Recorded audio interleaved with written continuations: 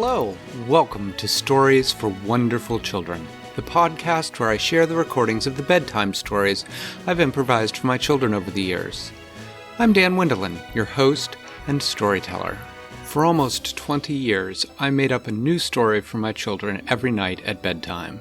Many of those stories were recorded, and now I'd like to share the very best of those with you. I hope you enjoy these stories for wonderful children.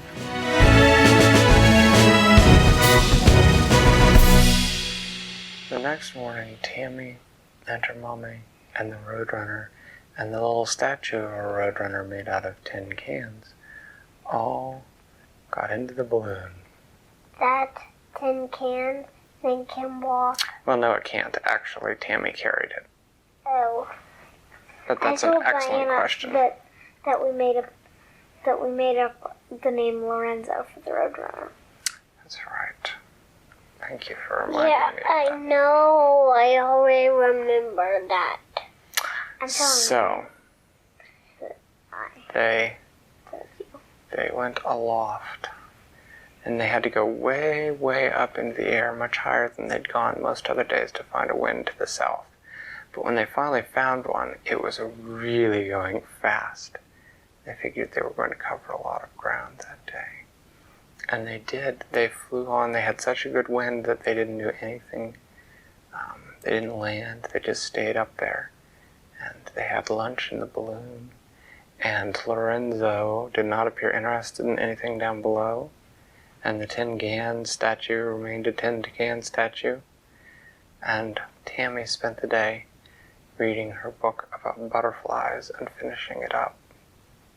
At the end of the day, bird book? She didn't read the bird book that day. Why? Because she was feeling more interested in butterflies that particular day. At the end of the day, they had landed, and they had a few minutes before sunset, so Tammy explored around a little bit. Her mommy had found a mango tree nearby where they had landed. They were getting pretty far south now, and her mom was climbing the tree to pick some mangoes and said that Tammy could go just a little ways. And so Tammy wandered off into the trees. How do you spell Tammy? T-A-M-M-I or T-I-M-M-Y? T-A-M-M-Y. She wandered off in the trees and she found a little hill. There was a hole in the side of the hill. Ooh, thought Tammy, a little cave. Lorenzo was there with her, and so she poked her head in. She saw the most amazing thing. The cave was full of monarch butterflies. Just mounds and mounds of them all over the ground and the roof and the sides of the cave. Tammy didn't go in any further. She didn't want to actually squish one. She remembered reading in the butterfly book that she'd read all about monarch butterflies and how they migrate down to the south during the winter, and then migrate back to the north again during the summer. What does migrate? Migrate means travel a very long way. In any case, about that time she heard her mommy calling her. She went back. They had a mango for bedtime snack before they slept the night. The next morning they got up and got in the balloon again, and this time they found a good south wind.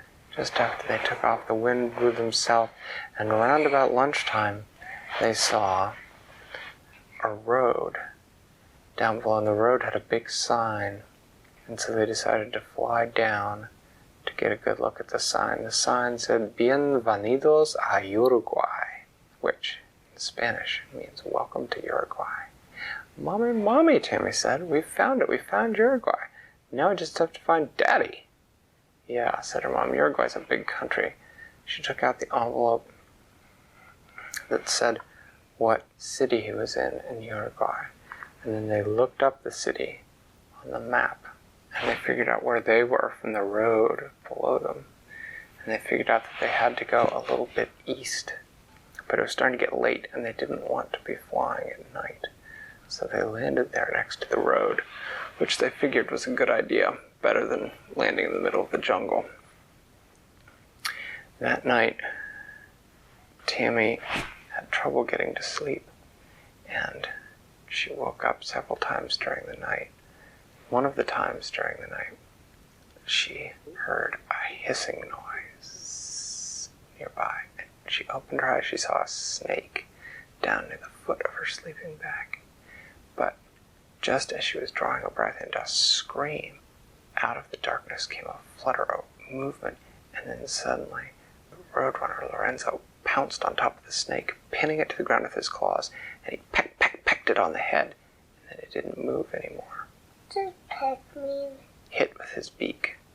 He's a bird. He's a bird. Lorenzo is a bird, yes, he's a Roadrunner. And Tammy, sighing in relief, went back to sleep.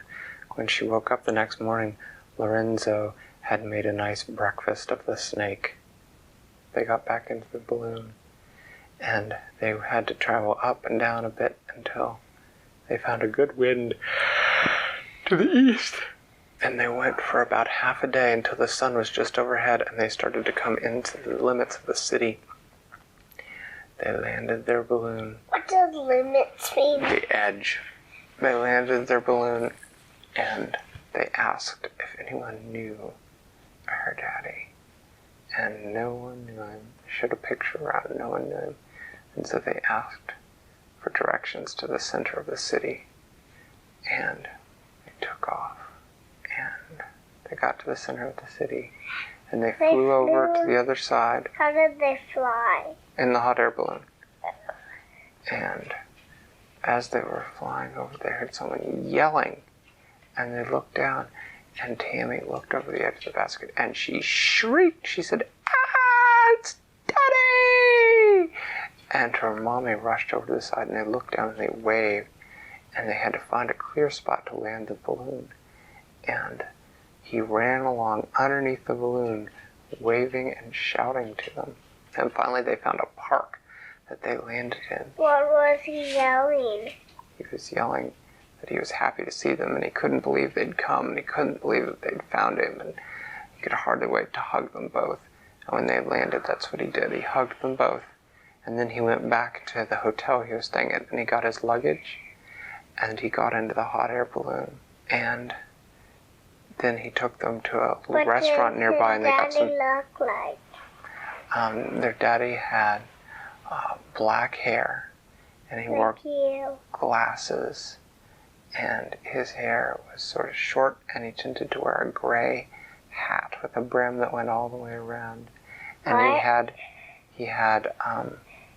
he didn't have a beard, and he liked to smile a lot. And he had big strong arms and big strong hands. And he bought them a meal from their favorite taco vendor, and they all slept in the balloon that night. And the next morning they started their way north, back towards home. And tomorrow night I will tell you about their adventures that they had on the way back home. Thanks for listening to Stories for Wonderful Children. I created today's story, but heckling and clever commentary were supplied by my children. The theme music was created by Brandon Thompson, and the logo was designed by Silas Wendelin. If you know someone who might enjoy the stories, please tell them about the show. Our website is storiesforwonderfulchildren.com, and preview snippets are posted to most social media. I'm Dan Wendelin, reminding you to tell someone you love a story.